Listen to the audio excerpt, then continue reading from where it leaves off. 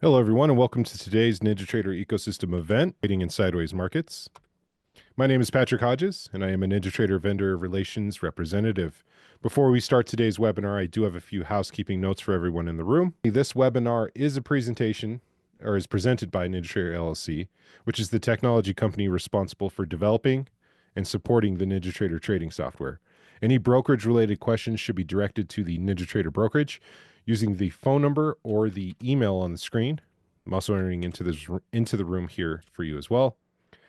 Lastly, if you are new to NinjaTrader, please make sure to sign up for a free NinjaTrader account, which includes access to 14 days of complimentary real-time market data. Our platform is always free for advanced charting, market simulation, strategy backtesting, and trade simulation. You can create your free account by following the link on the screen. Now, before I hand the mic over to Kris here today, it's important to understand that futures, foreign currency, and options trading contain substantial risk and is not suitable for every investor. It is possible to lose all or more than the initial investment. Risk capital is money that can be lost, without jeopardizing one's financial security or lifestyle. Only risk capital should be used for trading, and only those with sufficient risk capital should consider trading. Past performance is not necessarily indicative of future results. If you'd like to learn more about the full CFTC risk disclosure, please visit the link that I'm entering into the room now. Also, please remember that these training sessions are not a solicitation nor a recommendation, but simply educational in nature. I want to thank you all again for joining us today. And without further ado, it's my pleasure to welcome to the NinjaTrader webinar room, Kris with LizardIndicators. Go ahead and take it away, Kris. Hello, everyone. So thanks very much for the intro. As always, appreciate the opportunity to present for the NinjaTrader ecosystem. We'll start out with a bit more info on who we are and what we do. That's me up at the cabin in Norway last month during fall break. That's where I grew up, so any chance I get, it's back to the roots, teaching the kids about hiking, skiing, picking berries, building fires, all that good stuff. And to the right, we have my business partner and forever eminent market lizard, Harry, also known as Fat Tails, one of the most prolific and influential programmers in the NinjaTrader ecosystem. Together, we founded LizardIndicators about 10 years ago, and I think it's safe to say we do things a bit differently. For one, we have this indicator library here with the vast collection of open source indicators, and as a member, you have unlimited downloads for a one-time non-recurring fee of $195. So what's that all about? Why do we offer unlimited access to some 150 indicators when most vendors charge $200 per indicator? Well, for one, we're pretty upfront about the fact that indicators and methods by themselves will not make you a profitable trader. It's how you apply a strategy and your ability to follow it that sets you apart. So key to success with the technical trading is to find what works for your personality and trading character. Basically, we created the library as a place for traders to test, learn, and figure out what's a good fit. Once you're a bit further along, you can have a look at our premium section here, where more advanced tools are available. We developed these for our own use, and in today's presentation, we'll look at two flagship indicators, namely the auction bars and the latest release to the premium section, the range projections suite. So to set this up, I first want to talk about one of the major challenges we face every day, which is to figure out if we're in a ranging or a trending market. That's why I chose a accordion for this slide, because the market is sort of like that in constant change, going from a period of movement followed by a period of rest, contracting, and then expanding again. And chances of a trend move will increase after a period of contraction when traders are waiting for the next catalyst to move the market higher or lower, whereas a ranging scenario is more probable after a period of range expansion when traders typically take profits and rebalance their portfolios. So the range projection suite was partly developed to figure out where in the market cycle we are, showing us whether the average daily range is increasing or decreasing, and that in turn is what we'll use to show and locate favorable scenarios for reversal setups. So I'm sure that most of you have a story about a trading decision triggered by fear and or greed. What happens next then is that we see price rejection patterns show up in the charts. And of course, these situations are often caused by traders who added to a losing position or moved their stop until they found themselves backed into a corner where they had to take action, or someone had to do it for them via margin call and a forced liquidation. But other times it's not that dramatic. It can just be a critical mass of patient technical traders that exited a position at a well-known support resistance level. Which brings us to the auction bars indicator. That was primarily designed for trading reversals, namely spike and key patterns around higher time frame ranges. So let's define what these patterns should look like. Spike pattern is pretty easy to understand. It's just an extreme move within a single bar, rejection at a certain level, and then a pushback to where the candle opened. So a bullish spike will have a lower shadow much longer than the body and the upper wick, whereas a bearish spike have an upper shadow, which is much longer than the candle body and the lower wick. So what these patterns show us is that the price was pushed too far in one direction, creating an imbalance. And there is a old Japanese proverb to describe what comes next. A spike that sticks out is very likely to get hit by a hammer. So in other words, there's a good chance that more than a few traders will notice these setups, adding fuel to the counter move.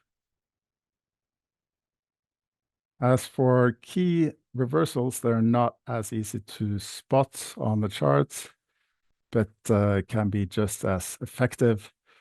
Price action patterns, we're looking at the high, low, and close of the current bar, comparing it to the previous one. So for a bearish key reversal, we need a higher high, followed by a close below the prior bar low. And for the bullish key reversal, a lower low, and then a close above the prior bar high. So the auction bars indicator will let you define and distinguish between three types of key reversals. So what we see here is the type C pattern. That's the most restrictive key reversal type. You can modify that, of course. So for example, a type A will only require the close to be above the prior close. So that's, of course, much more permissive and will show much more reversals, but perhaps not as reliable in terms of showing price rejection. Of course, the higher highs and the lower lows will stay in place as a requirement. But the most important filter for identifying reversals with the auction bars indicator is the higher time frame ranges. So this is a 5-minute chart of the Euro futures contract, and the horizontal lines here are what we call auction ranges. And the idea is to spot reversals that line up with higher time frame highs and lows, preferably institutional time frames such as a 1 hour or 4 hour range. And I'll explain a little bit about how that works now, how the ranges are established once you have a close above this fairly wide 1 hour range here. It is replaced by a narrower auction range.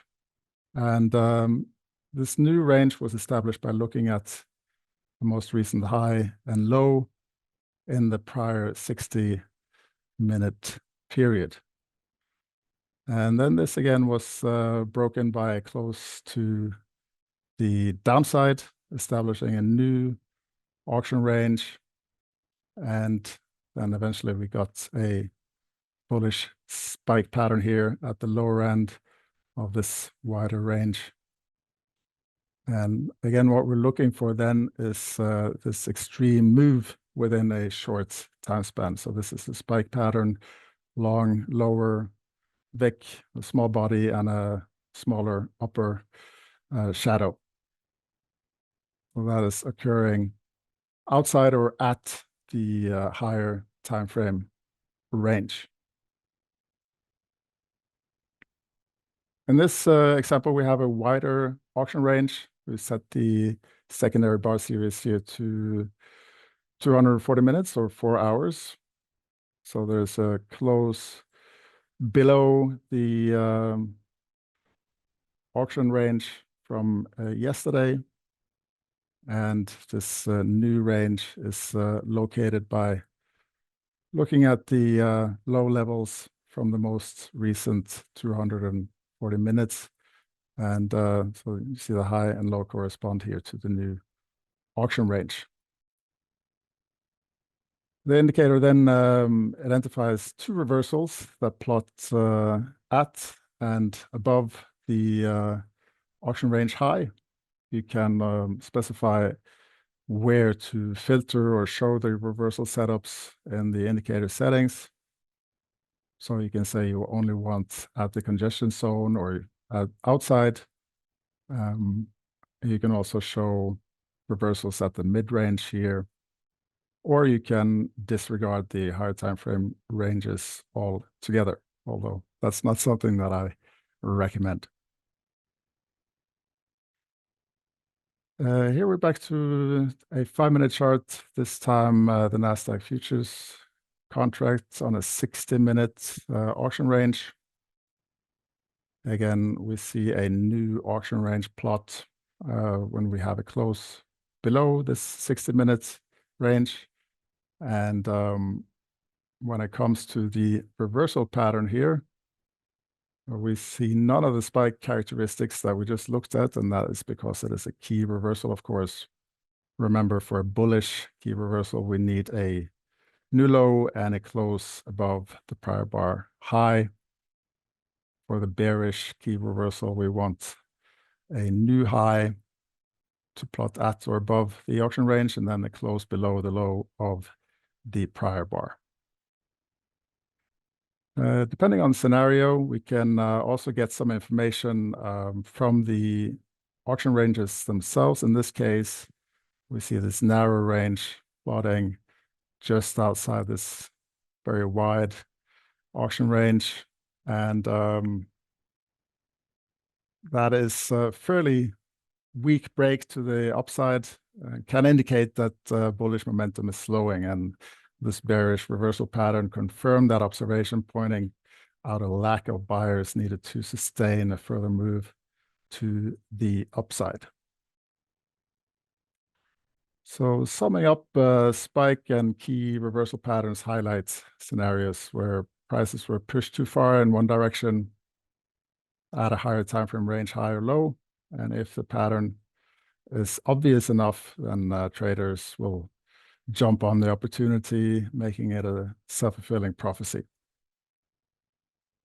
All right, so now we'll transition into the second part of the presentation and look at how to assess the probability of a sideways or ranging market.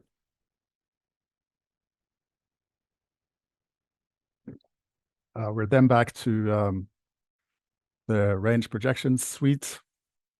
I remember the accordion that I showed at the beginning. We want to establish if the market is in a period of expansion or contraction. So the general idea here is that noise traders or insignificant traders will push prices back and forth in a range on so-called boring days. And on trending days, when there is new information to be processed, institutional traders will take charge and execute larger buying and selling programs. So that's also known as other time frame participation.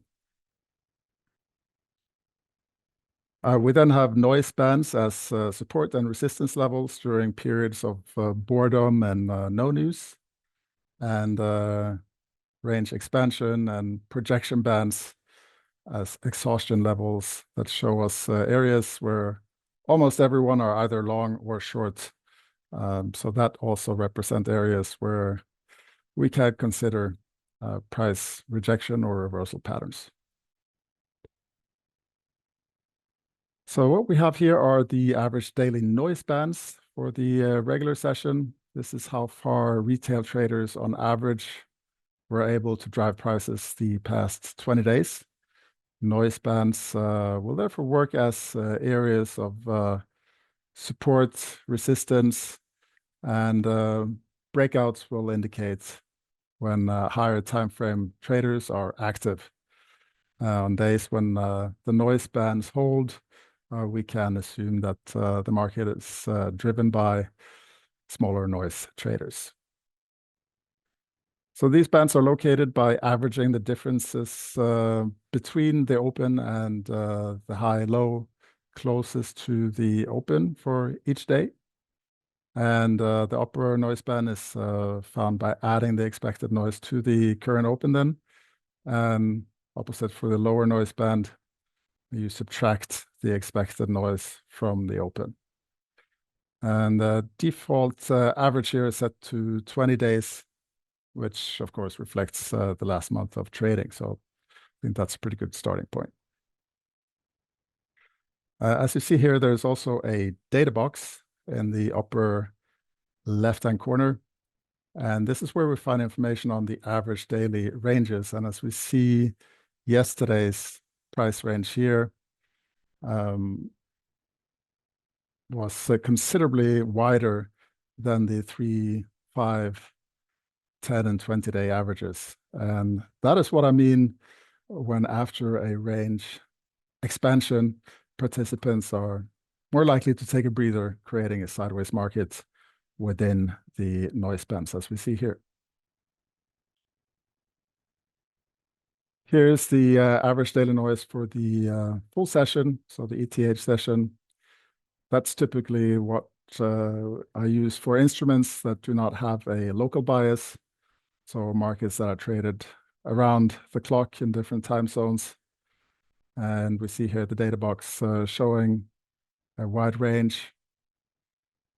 And the last session is indicative of this strong move to the upside. And then as expected, the prices bouncing off the upper and lower noise bands for the session that followed. Again, this is just how far retail traders on average were able to drive prices during the full session over the past 20 days. And coming up here, we'll go over a few examples on how you can align those levels with the auction ranges and reversal setups. But before that, I just want to show you another cool feature available with the range projections indicator. As you saw, I showed the indicator on the full session and the regular session with noise levels for those. two time periods. And here we've added the Asian, European, and US regular session side by side on a 15-minute crude chart. And you can then calculate and display the expected noise levels for each session on your chart. That's very helpful for instruments that are traded in several local markets. So you can think of oil and gold. Of course, the main advantage is that you establish a range expansion or contraction scenario for each session window. And why is that important? Well, because you avoid mixing pre-session and regular session data. As many of you will know, that is a main issue with conventional oscillators and channel indicators, that they include data from the pre-session when you just want to analyze your session or the regular session. So major drawback because there are significant differences in the data there. For example, if you use volume, it will create many false signals. Okay, so here you see how you can align a 240-minute auction range, light khaki color here, with the dark gray noise bands for the Asian, European, and US sessions. Notice the recent range expansion for each of these sessions and the double bullish reversal setup plotted during the European session. Target for this trade would been towards the mid-range of the auction range, or as the bearish pattern formed at the auction range high. It's also worthwhile noting that these reversal patterns first show as candidates. So only when a bullish candidate high level, in this case, is broken, it will be marked as a confirmed reversal. And for both of these spike patterns, it was confirmed fairly quickly after 1 and 2 bars.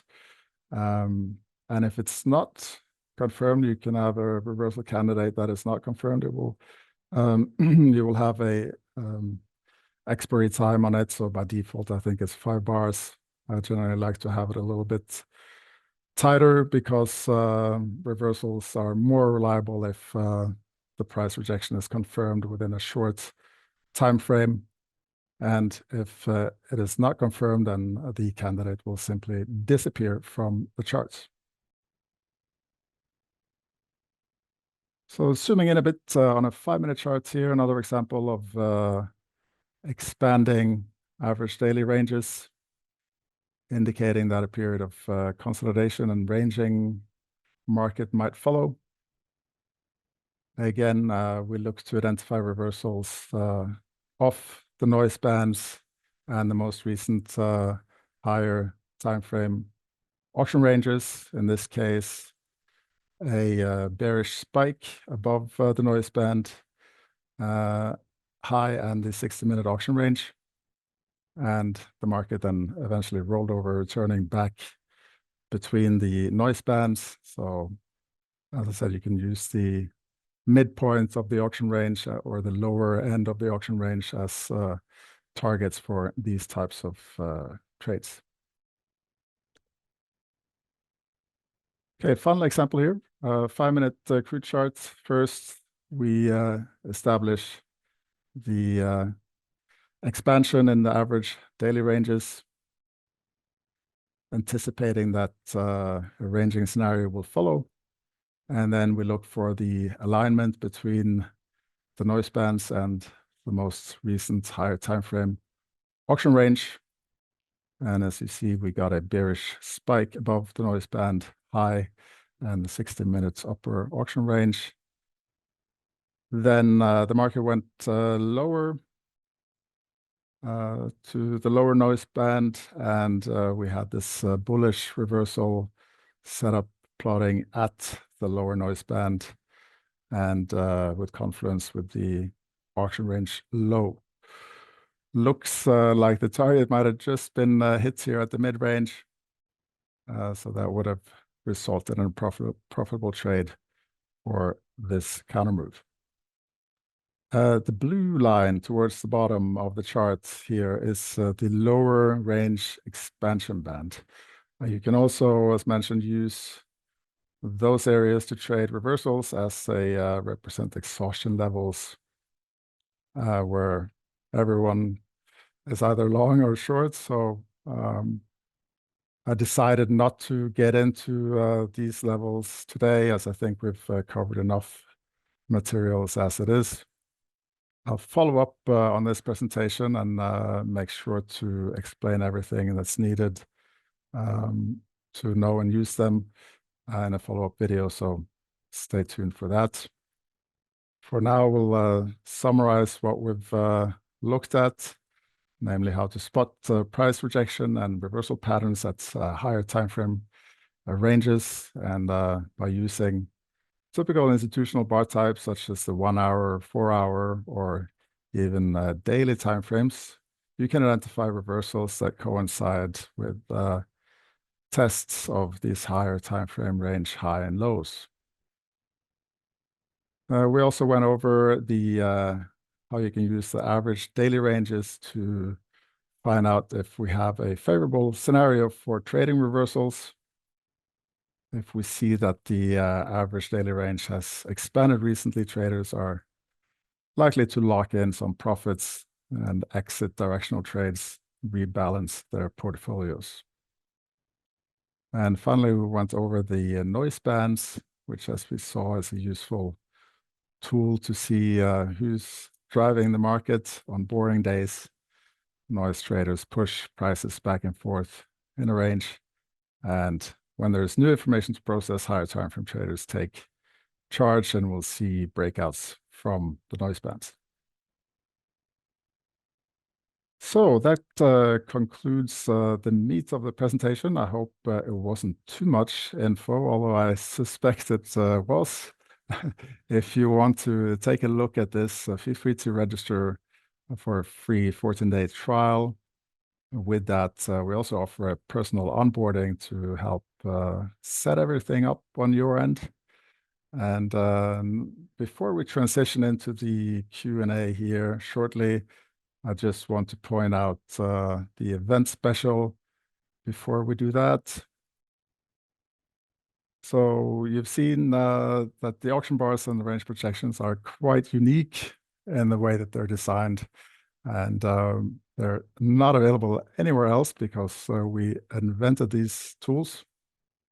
The library, on the other hand, has every classic indicator that you can think of and will be an invaluable resource as you keep on reading and learning about technical analysis. So list price for this is $765. And at $570, you get the library membership for free here today. We also have a once-in-a-year Black Friday / Black Week special. I know it's a bit early for that, but now that you're all here, why not give you an extra discount? Library members already get special discounts on our premium suite, and this year they get 30% off everything during our Black Week sale. So this here is the event link for the Black Week special, LizardIndicators.com/event. Again, the range projections suite will give you an indication of who's driving the market with these next generation support and resistance levels, whereas the auction bars will show you high probability reversal setups around higher time frame ranges. So this is it, your opportunity to get 2 of our flagship indicators not available anywhere else, plus the best NinjaTrader ecosystem resource out there, the Lizard Indicators library. And as I said, if you're already a member, just log in to get 30% off the premium suite tools. Some of them are long overdue for a price adjustment, and we'll see an increase not too long, so it might be a opportune time to complement your toolbox. If you're already sure that you know some of these tools, this is a great time to take advantage of it. All right, as I said, also look up for follow-up to this presentation. We'll send up some more information on that in to our newsletter subscribers, practical tips on how to implement what we went over here today. So make sure you register for that. And with that, I'll hand it back over to Patrick and open up the Q&A here. Thanks for that, Kris. I'll go ahead and leave your screen up there. How do you want to handle this? Do you want to read through the ones that are there? I can tell you which ones from the top down. Yeah, I just pushed a button here, so I think I went all the way to the bottom.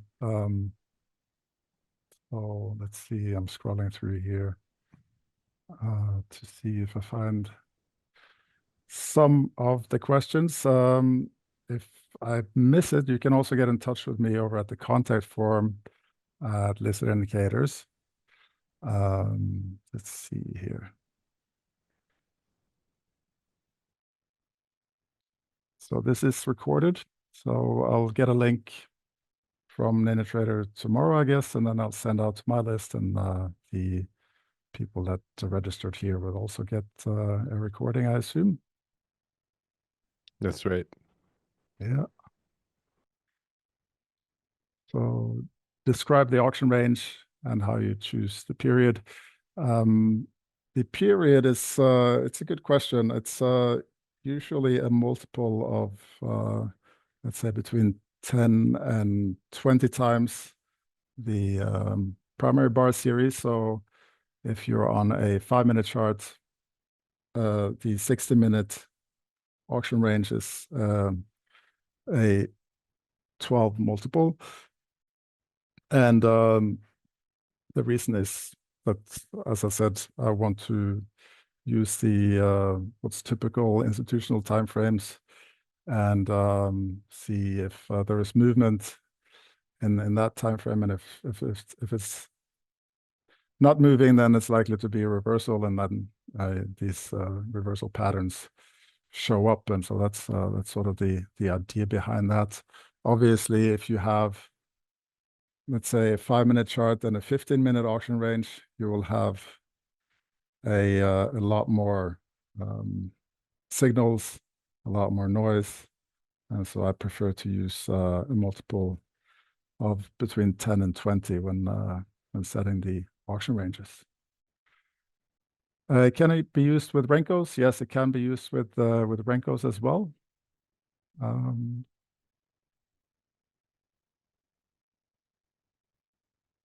So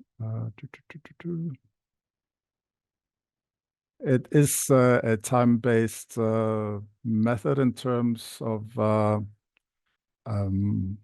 but like if you're seeing this on a tick bar or a minute bar, the price rejection will be more visible. But we have, as I said, made sure that the auction bars are also compatible with the Renko bars. The problem with Renko bars for showing price rejection, of course, is that every bar is the same. So it will not be as visible on the chart as on a minute or a tick chart.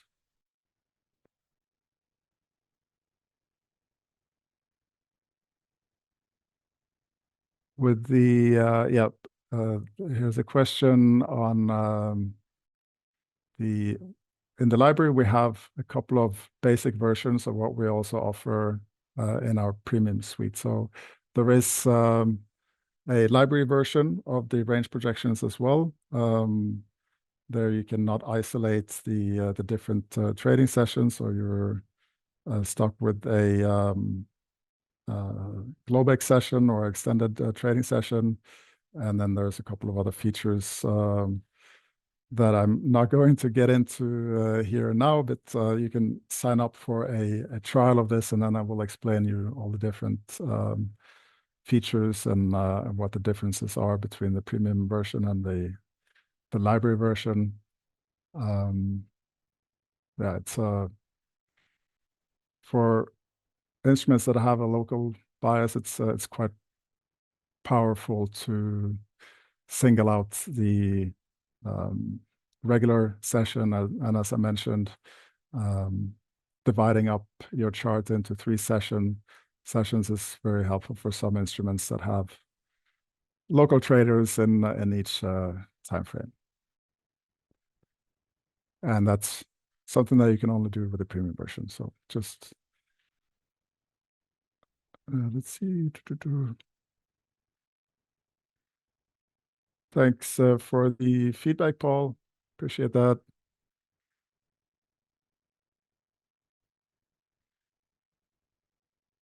So Peter, you asked about the likelihood of a sideways market scenario. I'm not sure if the summary did that for you, but basically the idea is to look for a strong expansion in the ranges, and then we assume that traders will take a rest at some point. Of course, as they say, all indicators work some of the time, but no indicator works all of the time. So that's of course the case also with our tools, but working off probability, this is something that's been at least very helpful for and useful for me myself. And since the launch of this a couple of months ago, we've had very, very favorable feedback on it. So I suggest you just sign up for a trial, check it out. If you don't like it, no questions asked. A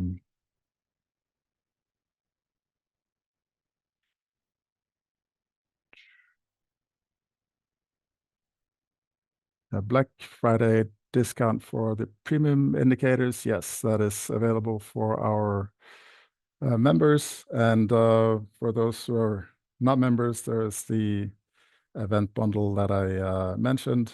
Otherwise, we also have our year-round Black Friday special on the library, which is $195.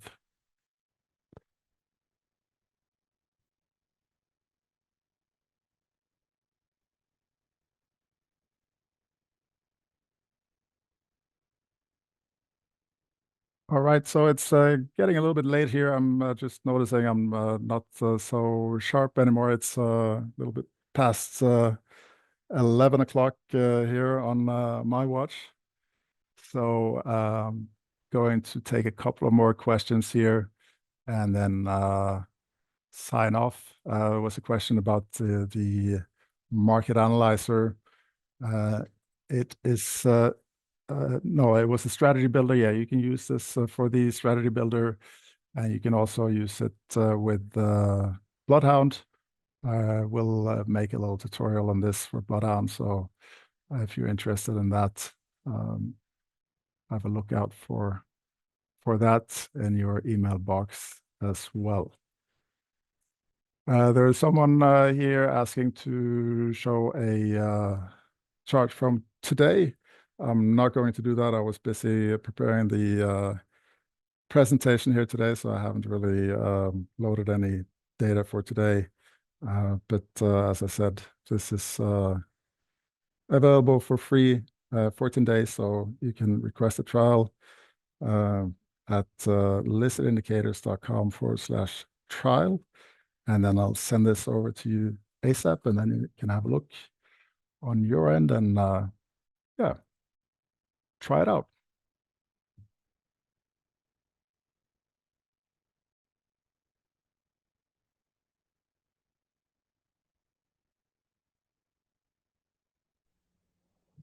All right, Kris, we good to go here? I think so. I see there's some questions that are duplicates, and I think I got the most of them. As I said, you're free also to get in touch with me via the contact form over at LizardIndicators. Otherwise, you can also reach out at info@lizardindicators.com. So with that, I'm going to wrap the presentation here.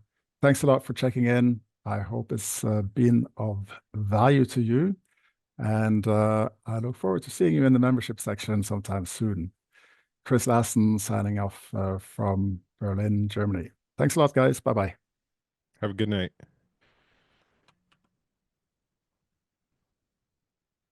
All right. There was a question in the room. How can we contact you? I just added his email address in there into the room just above your question there. All right. Once again, I want to thank Kris for taking their time here today to share with us. Everyone in attendance, as we mentioned before, will receive an on-demand recording of today's event. So please keep an eye out for that email. If you did enjoy today's session, we hope you'll join us for more future webinars. You can follow us on social media for alerts about upcoming events and other NinjaTrader ecosystem news.